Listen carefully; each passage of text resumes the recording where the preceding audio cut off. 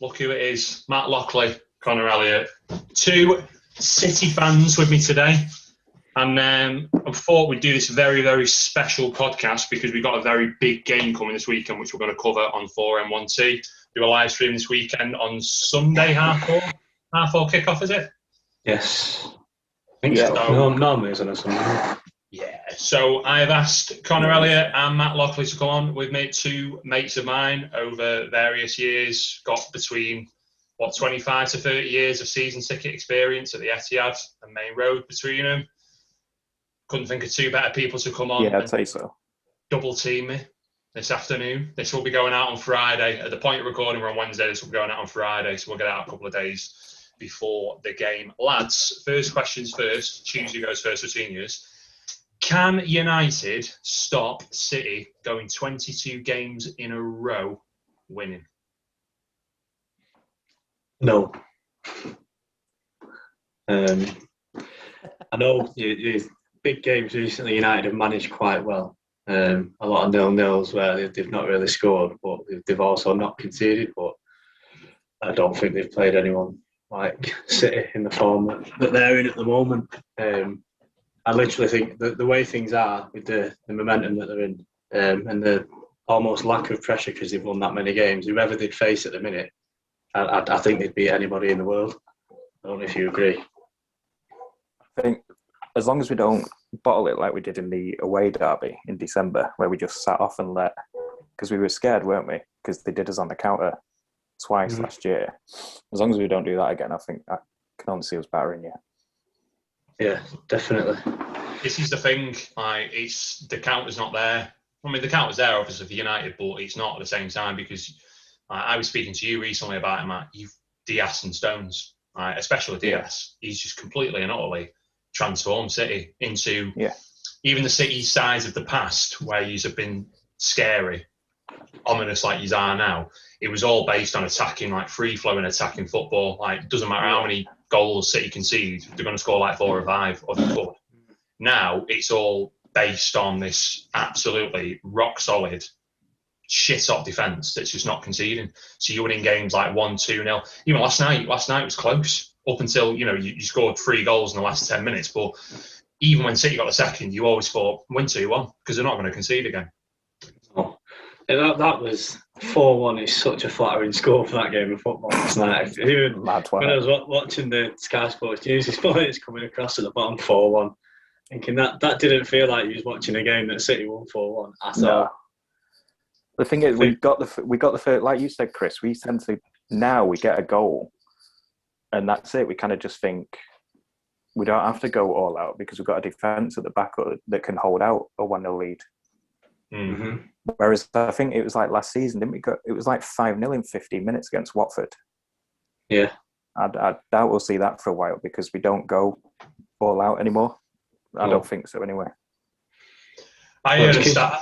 Go on, Connor. I was going to say it's because that, like you said, last season we score 1, but we probably need another 2 to make sure that when we do concede, that we've got a big enough gap to be able to concede and be confident. But the two most recent games, the West Ham game going 1-0 up again, it's not 1-0 like let's go and get 3, 4 and 5 like West Ham at home normally would have. I know Wolves has been difficult for City at home for the last few years, but even yesterday that was sort of eradicating it. It did feel like when it was 1-0, it's like, it's all right, we'll just keep that. We've got a big game at weekend. And we'll just keep the 1-0. We've made a lot of changes. It's good to see though that when they do actually concede, we've still got that extra gear to go into. Because as soon as that Cody goal yesterday, that came absolutely out of nowhere, as soon as that went in, I think you remember within like 45 seconds of the restart, we nearly scored straight away. Yeah. So it's good to know that we don't plan to concede, and it's rare that we do. But when we do, we're prepared for it as well. And I think that's just the crazy thing at the minute. Every box is ticked, and it's just a case of how long it can last for, isn't it? It's been a while since it's been like that. I remember when it was like most of last season, definitely the start of this season, if we conceded, it'd be a panic about whether we could actually attack them. Because teams, like, let's face it, teams just sit off, don't they? Yeah. And we couldn't break down a 10-man defence. That was that. When you'd watch City last season, I always used to think if we didn't score early, it was a difficult game. And it's like you could tell if City didn't go 1-0 up within like the first half an hour, they struggled to manage that game. And it was only in the games where they come out, scored it early, and it'd be like, right, here we go, this is, your typical City. In the games where it was still 0-0 at half time, it was a very close game and they'd not scored early on, it was difficult for City to manage that game, it seemed. And a lot of the games that where we dropped points last season is where it'd be level at half time. Teams would go in and say, actually, it's still level. We can get something here. And then City didn't really know how to deal with that. But obviously, it's not like that this season. No, we can deal with 10 men at the back now. It feels like we can actually attack it and have more avenues to actually do it. It's like the Walker, the goal to make us go 2-1 up last night when Walker got in behind. That's getting in behind a defence which is literally camped on the back of their their own area. But I think the game that sticks out is when we played Leicester earlier this season. They absolutely dicked us. It just felt as soon as we went behind, that was literally it. We just absolutely capitulated. Yeah, that won't happen now with someone like Diaz at the back. No, you can't see City, losing the game like that for a long time, and they didn't, did they? To be fair, it was rare, but massive reality. I know the turning point a lot have said is from the West Brom game at home this season where it was 1-1. It was absolutely painful, and it's obviously from there where they've developed this run. But I think the biggest turning point for City was that Leicester game. I do as well, and the realisation that you need to change. You're going to get found out if you carry on playing. That's embarrassing, isn't it? Yeah, to concede 5 at home. Exactly. I know three of them were penalties, weren't they? Yeah. But they have to get to our box, and it has to be dreadful defending to give away a penalty. Leicester got 74 penalties. It's just every single time it's coming into your half, penalty. Pointing at the spot. Was that a gust of wind? Penalty. Yeah. You'd probably rather concede the goals though, like a normal goal from open play, than the penalties, because it's just to give away 3 penalties in a game and not learn a lesson after one, and then another, and it's like. That's the scary thing, not learning your lesson, isn't it? But that was with Garcia at the back, wasn't it? Yeah. He's not quite worked out, has he, Garcia? He's fucking off, isn't he? And I think a lot of City fans had high hopes for him.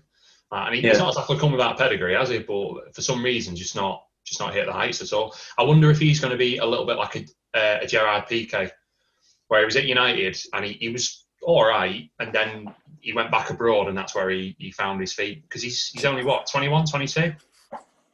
Younger than that, I think. I think he is. I think he's 21. I think for me this season, and this will be, I don't know, a debate for both of you, but if a player don't want to play for you, for me there's a question whether he should play. He's made it quite clear he doesn't want to be at City. And I know it seems like you're being a slapped ass, you don't want to play around, you can sit on the bench, but for me, with what City are trying to achieve, if someone doesn't want to play for City, then they shouldn't be playing for City.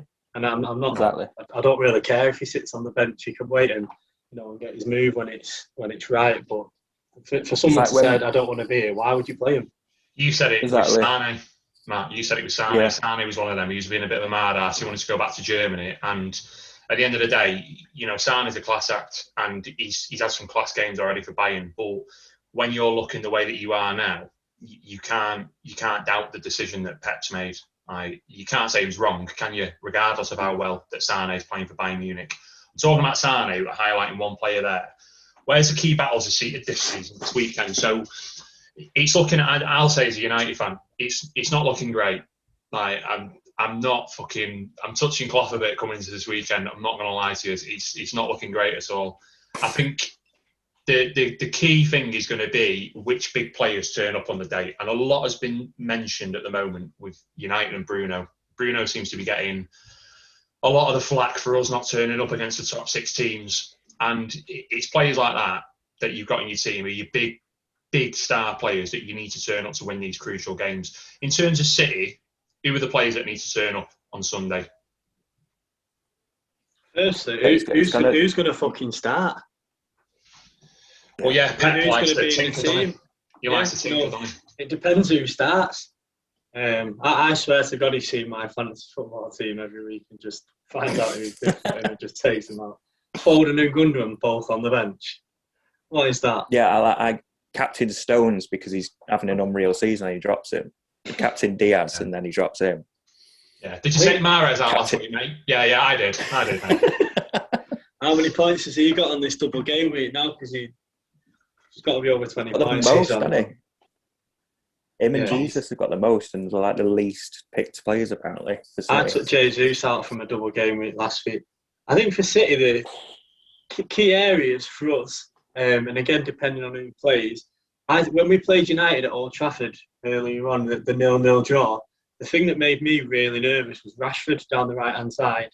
Every time he broke forward, he looked like he was going to cause us problems. But saying that, since the partnership of Diaz and Stones has sort of matured, I've got quite a lot of faith in Zinchenko and obviously Cancelo down that left-hand side. So that would have been a key area for me. And I think that was for a lot of last season and the start of this season. Down our left-hand side, we just couldn't defend no matter who played there. But I think we seem to... I would expect Cancelo to start on the left on Sunday and Walker on the right. So I think that's an important area to get that right. And then in the middle will be a big game in terms of where Bruno goes. I think you said there about him getting the slack, but Bruno's one of them players where your team sort of plays around him, and so everyone needs to play around the way that he plays. And when you play against the top 6 team, you change the way that you play. So he's not going to do as much. He'll struggle to shine in a defensive-minded team. But when you play the lesser opposition, obviously he's asked to attack, and everything goes through him. He's a genius. So I personally think on Sunday it'll be another quiet day for Bruno, because I don't think United will come to the Etihad with an attacking mindset. So I don't think Bruno will do much. This is well going to get played back in it now if he turns up now and gets stuck in. It all depends, because risky that. I know, you lads said about City, it could go a million different ways, and it's a cliche thing to say, isn't it? But if City score early, it might actually end up benefiting United, because we've got no choice then. We have to have a go at you.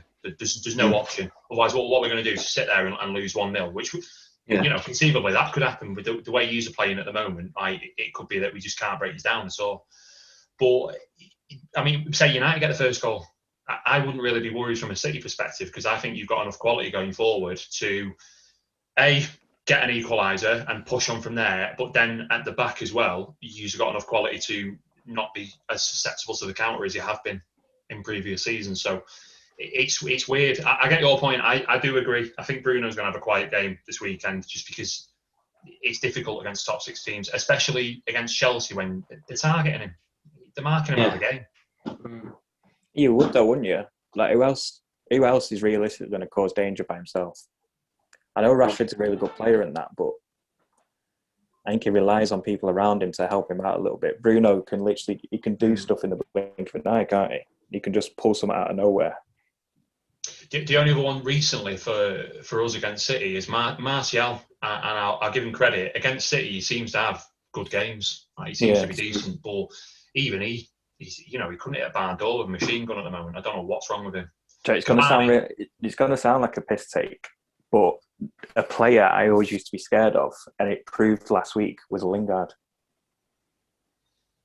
Yeah, he always seemed to do a lot of running at the Etihad, didn't he? Yeah, you can't quick in behind. We hate players who just run at you, and Lingard only has one direction: it's to run forward. He did it at the Etihad on Saturday for West Ham, didn't he? Yeah, that's what I mean. Just a spearhead through the defence, and even if he just runs, say 20 yards, at least he's got you 20 yards up the pitch, and gets fouled or passes it to someone else. He'll go and get the ball, won't he? Just carry it. Exactly. You need players to do that. I think United, up front wise, from what I've seen this season, surely if anyone's going to sort of like upset Stones, it's going to be Cavani. Yeah, Cavani's, I'd say. He's one of them. If he's on your team, he's a great player, and you love what he does. But if he's not, you can't stand him. He knows how to get under people's skin, doesn't he? And someone like that, because at the moment, someone who's quick or someone who's strong, it's not working getting through the defence at City. I think someone a little bit different who isn't necessarily that minded, just to get under someone's skin in the first 10, 15 minutes and cause a stir is something that he can do. So I wonder if that's sort of like the approach that he'll take. Because I don't think Diaz has sort of had that test yet. It's someone like that, standing on his toes and leaning into him and just being a general pain in the arse up front and causing problems. That's another thing I think where it could be. If anything, if United are going to get anything from it, it'll be sort of Cavani doing what he does best, to be fair to him. Yeah, he's not fast, he's just clever, isn't he? And that's dangerous in itself. So someone who's clever movement-wise. Mm-hmm. Yeah, agile's the word, isn't it? It just gets into places. Yeah. It'll say a lot. I mean, I know this is going out, I'll put this out on Friday, so by the time people are watching this, it will be Friday, but it'll say a lot about United's lineup this weekend for who we play tonight. Because obviously he's not going to be. Cavani's supposed to be back from injury, but I don't know if he's going to try and play him in a double. If he's planning to play him against City, he's not going to play him double in a week, is he? It's just not going to happen. He's got a fancy United to win tonight, though. Well, you say that, mate, but Palace absolutely spanked us first game of the season, so I just don't know what to make head nor tail of United half the time. Right? It's just fucking shocking, it really is. But yeah, Cavani's one of the players. We were saying it on the podcast the other day, like the main podcast. It's a weird season. It's just a weird season. And we're the City, and then we're the best of the rest. Talking about Bruno before, and people give him a lot of stick on social media because he's a good player. So City fans love him to have a shit game because he's United's main danger man. It's just normal, innit? But is it like 6 games against top 6 where you scored 1 in 6 games? It's like that'll be penalty against Spurs as well, that won't it? Yeah. So it's not even. That'll be tactics. That won't be mentality. That'll be tactics from Solskjaer. So it's not right, that though, is it, for United? You see people on Facebook. Exactly. I'd seen something that was shared and it was talking around. How they failed to score against top 6 teams and stuff like that and the results. But they've not conceded that many. And someone put, but look at what we've conceded. It's like, you're United. Yeah. That's something that maybe, I don't know, a Leicester fan would be happy with. Or maybe an Arsenal fan now. To go to Stamford Bridge, to get 0-0, great. I'm not being funny, but when Fergie's was in charge at United, he wouldn't have gone to Chelsea for a draw. And he wouldn't be coming to City in a stage like this at the season for a draw. So it's a strange one. It's mentality-wise, it's weird. But then how else can he set up? How else can Ole set up on Sunday that'll work other than sort of, I don't know, damage limitation and catch City when, on the break when you can? Because if United come to City and start, say, Rashford, Greenwood, Bruno, and all the sort of flair and attacking up front, it really won't work out well. And we've learned that over the years. The teams that come to the Etihad that sort of try and play, look at the amount of times we've put like 5 or 6 past like Arsenal and Tottenham over the last couple of years because they've come and thought, do you know what, we're going to actually go at you. And it's just painful. And I think, especially this season with every single player's in form, if United push forward and sort of expose the centre halves and don't play the 2 people behind Bruno, I think they could end up in trouble. And they will though. So it'll be very. Thing is, good point, but I don't know. You need some form of attacker. You need one person who's gonna break a line, which Fred always seems to fucking start breaking lines for some reason when he comes against City, which I never see him do. I don't know if it's me being biased or anything like that. He always seems to break lines with passes and get it through to Bruno. As soon as you do that against City, you're against the back 4. And people who are going to run with the ball. If you've got 2 players who can do that in the team, then I think you're sorted. At least in terms of getting up the field a little bit. Yeah, I think Rashford did that in the 0-0 at Old Trafford this season. He ran with the ball. Yeah. It's difficult in it as well. I think defenders hate it. Yeah, it's difficult in it as well because you've just moved on to something I wanted to talk about there. We are looking a bit bare in midfield at the moment because of injuries, and the big one we are missing, and I can't United fans wouldn't believe me saying this at the start of the season, but Pogba, he's just looked like a different, ever since the shit come out from, Mino Raiola, and it all kicked off again about him wanting to leave. He's gone through transfer window. He's turned into transfer window Pogba, and he's just started playing like really, really well. And he's been arguably one of our best players this season. I think he's going to be a big miss. And I'm just wondering how you lads, sort of from the outside looking in, are feeling about him not being available for United. Whether you think that is a massive thing for City. It's a massive relief. It is a relief, big time. From where, like you say, after the transfer window, coming back and seeing him playing, back to his formidable self. And he's a great player. He's absolutely brilliant, and he's awful to play against. And that pairing of him and Fernandes in the middle, obviously, is for any team in the world has to be frightening, because it's the two of the best midfielders in the world when they're both fit and turn up and want to play more Pogba. But yeah, a massive relief. Look at when we could have won the league against United. That was his game. He turned up to the Etihad, man, with blue hair and stopped City winning the league. Almost single-handedly, you've got to say, by the way that he played. That's him. That's what United paid all that money, and that's what he paid for that talent and that flair. So obviously not to say that he wish injuries on people, but it's a relief that he's not playing. For me, I don't know if you agree, Matt. Yeah, definitely. He's just an absolute monster. If he turns up, which he like that game there that you've just mentioned there about when we could have won it against them at our place, and he absolutely tore us a new arsehole. That's got to be his best game in the United shirt. In terms of a goal-scoring threat, Gundogan over the last couple of months has just been outrageous, and that's because someone like De Bruyne getting injured. At another club somewhere, that'd be right. So you've got to pull Gundogan out of the middle and put him in De Bruyne. So then who slots in there?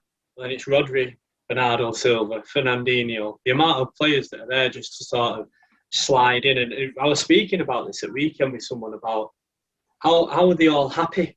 And I think I personally think it's credit to Pep that they all have the same desire, and they're all just as much as a part of the squad as everyone else.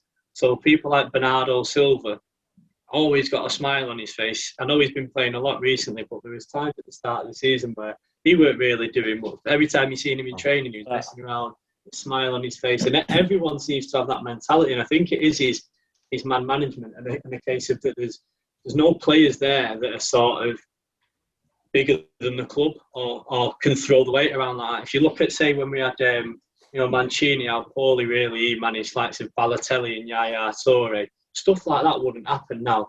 And there's a lot of massive players there that aren't getting game time week in, week out.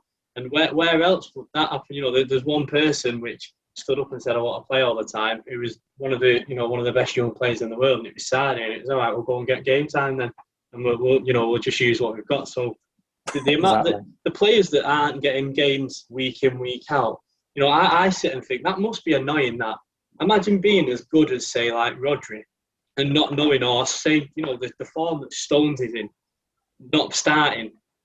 That's outrageous. The fact that Stones and Gundogan, the form that they've been in recently, they're both dropped, and they're both fine with it.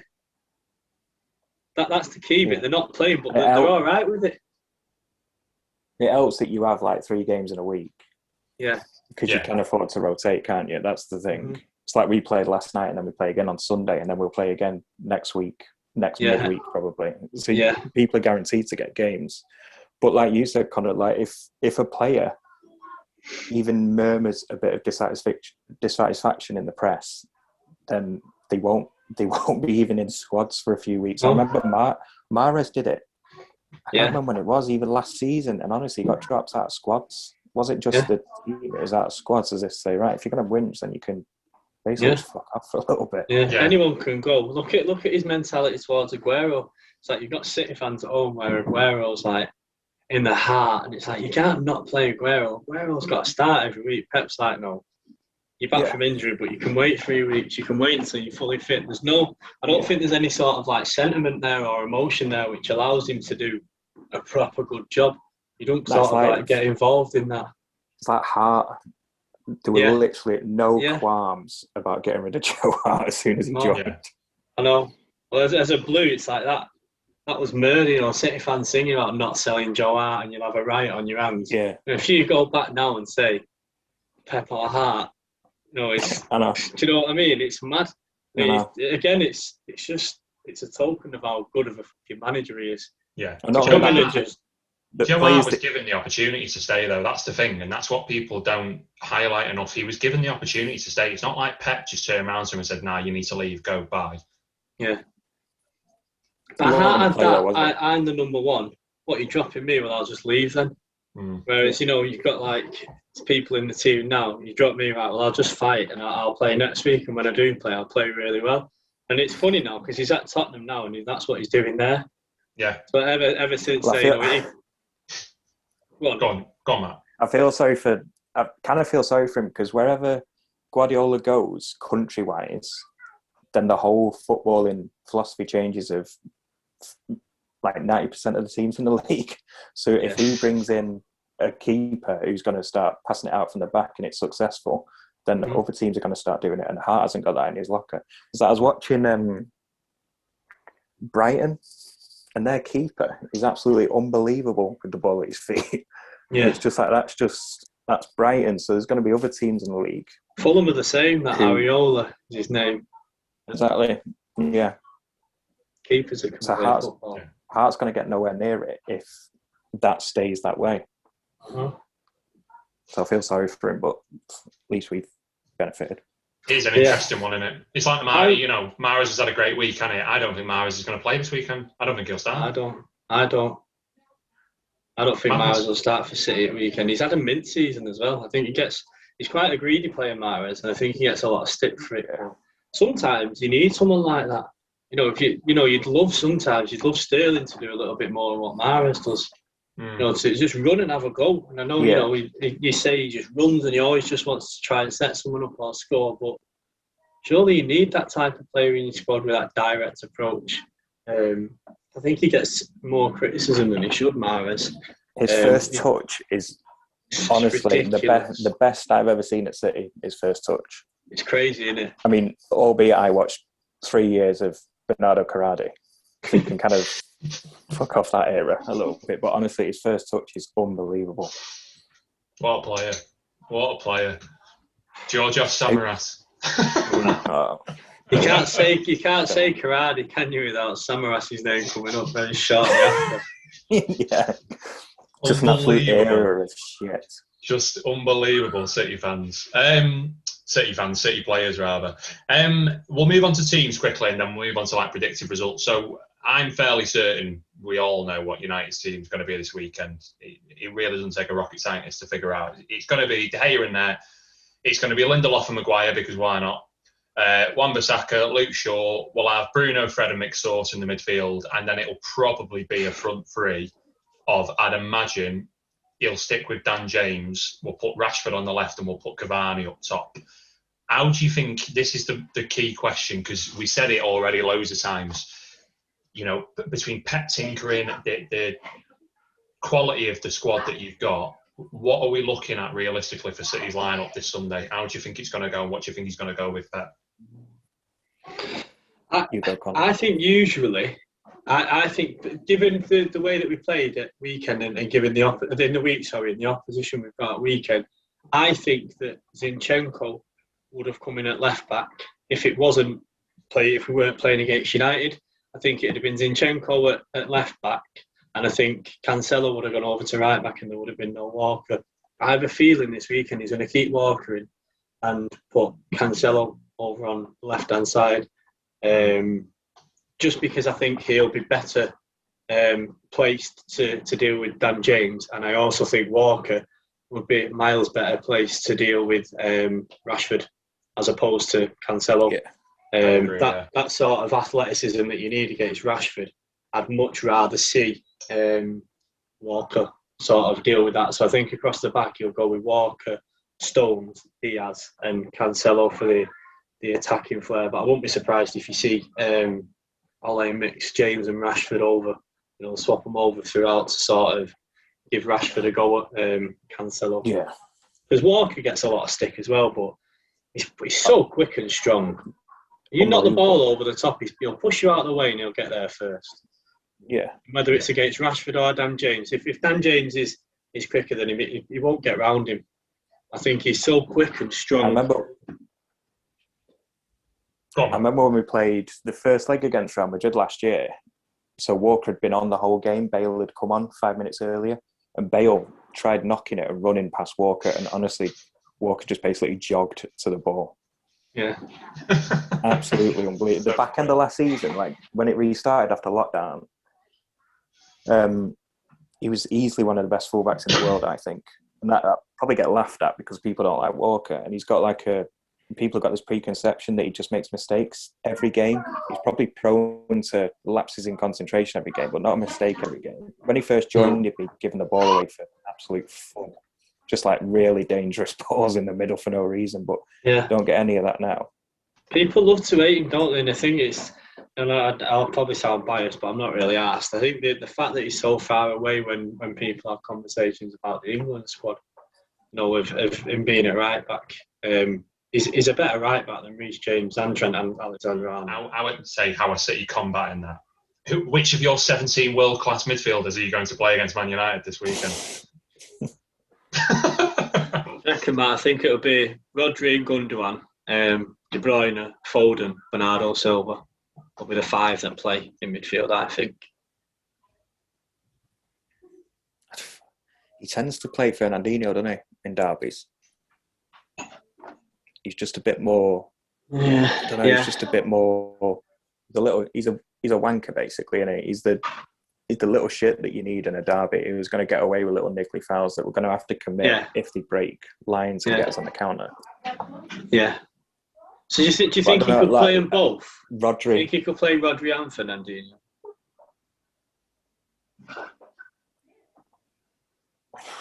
I never seen it, have we? That. No, I don't think so. I can't imagine him playing both. I wouldn't have thought he would. I think I would lean towards Fernandinho because of what you said, Matt, because he always seems to play in derbies. I also don't think that City are going to do what a lot of the other top teams do and target Bruno, especially. I just don't think City are going to, with the form that you're in, I don't think Pep's going to be sat there thinking, I need to sacrifice a player here to look after him. I just don't think he's going to play it like that. So that's what makes me lean towards Rodri, because that's something that you'd have Fernandinho doing. Yeah, just sitting back and soaking up Bruno. Where you don't really see Rodri do that. He never seems to be stood near anyone. Rodri, he's like a magnet. He just seems to be stood there, and the ball will just come to him. He don't work half. He don't look like he works half as hard as Fernandinho does. Fernandinho has the proper graft for his performances, doesn't he? But Rodri just so calm and collected in the middle, just gathering the ball and breaking it up. It feels like if Rodri goes in for a tackle, he's going to win it. Whereas Fernandinho, it was 50-50 on whether he's going to hurt someone, nail the guy. Nail him or win the ball. Yeah, definitely. Unreal. Then I wouldn't play Sterling. I wouldn't start Sterling on Sunday, just simply on his form against United. I think Foden, the way that he played at Anfield, I want to see more. I want to see some of that on Sunday. He was fucking amazing at Anfield. Finding them little pockets like that. Him on one side doing it, Bernardo Silva finding the pockets on the other.